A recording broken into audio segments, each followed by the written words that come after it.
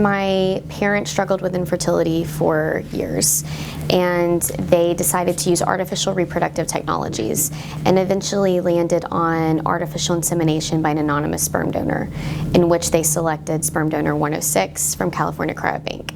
And when I was 16, I found out that I was donor conceived by going through my mother's emails. At the time, she was our school nurse, and that was a way for me to get juicy gossip on my cohort. And I just didn't realize that I was the juicy gossip. When I was 18, I was able to submit those medical records to find donor 106 and get updated health records. I figured out the truth through the commercial DNA testing websites, Ancestry, and particularly 23andMe. I was connected to a first cousin who I assumed was a half-brother. And then after speaking with him, he had told me who his uncle was. And then I was able to build out a mirror tree with all the rest of the connections of second cousins, third cousins, as well as obituaries. And there was only one possible person at that point that was my biological father, and it was my mom's doctor.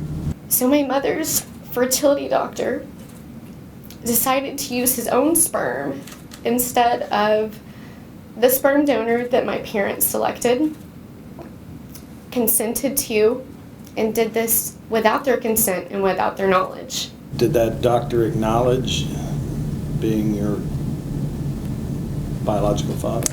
Yes, he acknowledged that I am his daughter. And then I had to be the one to tell my mother that this is what happened. And then I had to call the man that I have called Dad for the last 13 years and tell him that he was not my biological father. The next thing I did was call a friend who is a lawyer and asked them, what are the laws regarding this? And I think the most shocking part was that this is not a crime. That was something that I wanted to change. Artificial reproductive technologies are only becoming more popular. And I think it's really important to protect vulnerable people and to have some guidelines in place that are a deterrent for something like this. I mean, really, it turned our world upside down. This had been a narrative that we've been living for so long, and it turned out to be a lie. The shock of having to start over again and put the pieces together and not have what essentially was a happy ending for all of us. We were one big happy family with donor 106, and that wasn't the truth.